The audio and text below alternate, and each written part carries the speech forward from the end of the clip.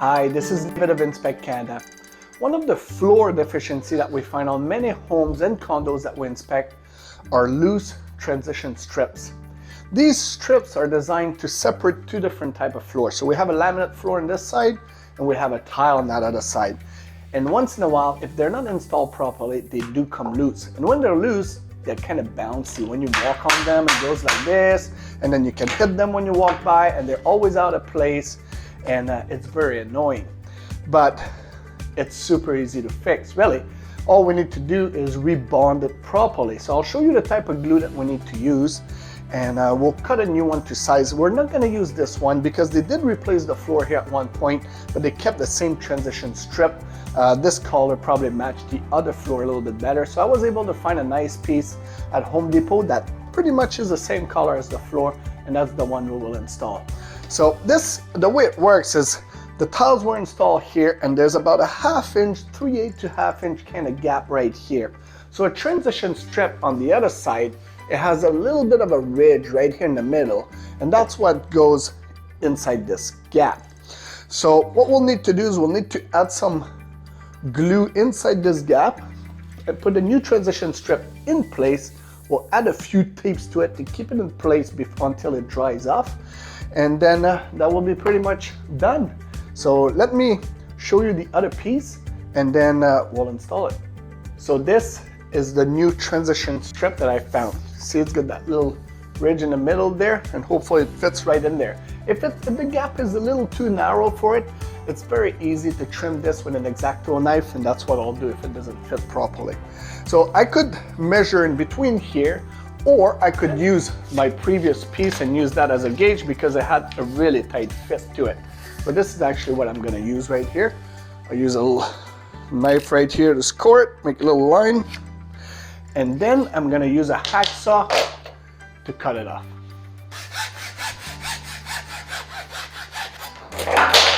All right, now I've got my piece all cut off.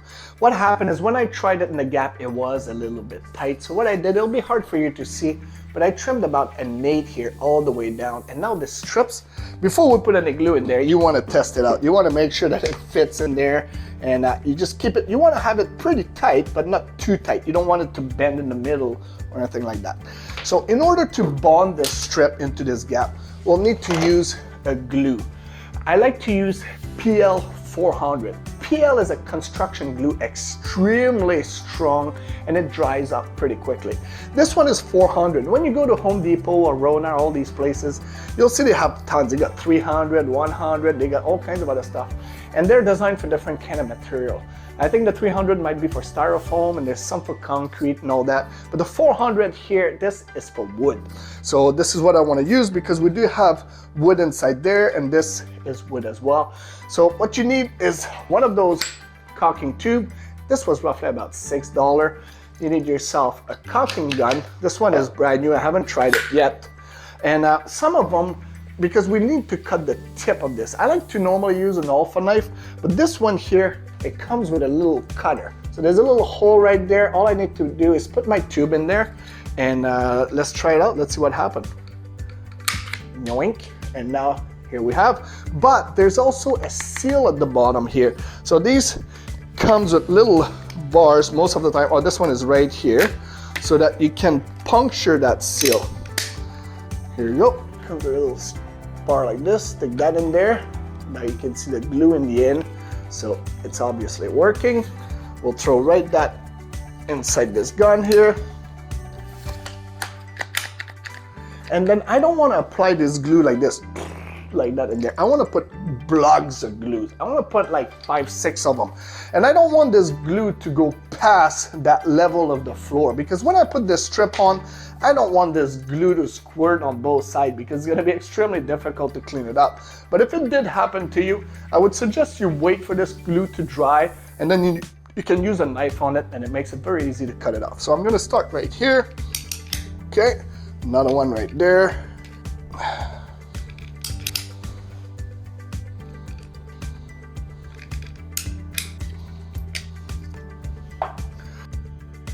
Sometimes this tube keeps on shooting even when you're done with it, so put it over something so it doesn't get all dirty everywhere.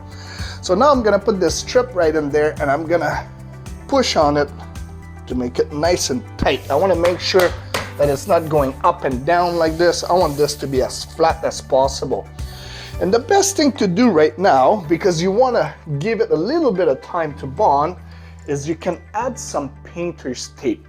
This type of tape, what happened with it, the reason I recommend it, is because it will not leave a stain, or the glue will not stick to the tiles. If you use duct tape, for example, once you pull it off, you're gonna have to deal with the glue after that. So little painter's tape right here.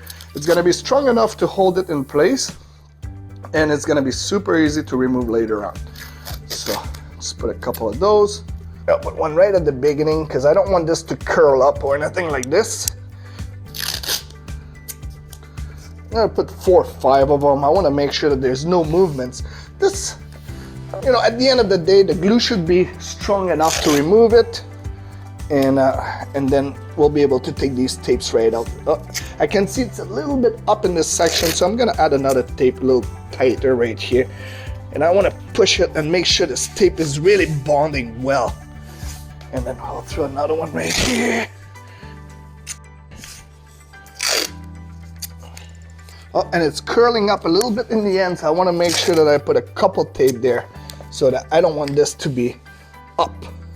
Because once that glue gets hard, there's not a whole lot you'll be able to do about it. And if it's still going up a little bit after the tape, just put something heavy on it. Make sure that it stays down. But I'm gonna add like maybe 3 or 4 tapes right there, and that should pretty much do the job. All right, so at this point here, all we need to do is to wait for this glue to dry.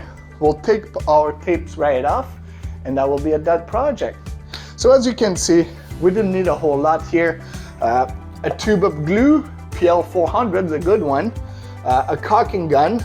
I did use an Olfa knife to do a little bit of trimming on my piece that was a little bit tight in this gap. And that's pretty much it. You really don't need any tools. And if you don't have any of these tools, you should highly consider getting them because they will come very handy, you know, during your home ownership. So for maybe about roughly 10 minutes job, if you did have to call a handyman for this, they would have to go to Home Depot, or maybe you have to go to Home Depot and find yourself a strip because, you know, you want to get something that you personally like, not something that some handyman got on special somewhere, shows up with a different color. So you want to get this. This was approximately, if I remember right, about 20 bucks for that transition strip. And it was a long one. It was almost 10 feet long. We have another one inside this house that is also loose and a different color, so we'll be able to use it in that location as well. So if you'd have to get a handyman here, even though it takes them 10 minutes, they do have to come here, go home, go to Home Depot. They're pretty much burning half a day just to come here. So they're not gonna charge you for 10 minutes worth of work. They'll pretty much charge you for half a day. So you definitely save roughly around 300 bucks by doing it yourself. And as you can see, it was super easy. Again, thank you so much for watching our videos. We really, really appreciate it. Don't forget to subscribe and hit the bell so that you get a notification next time we add a video. And thank you so much. And if you have any questions, feel free to reach out to us directly. We're always happy to help. Until next time, have a beautiful day.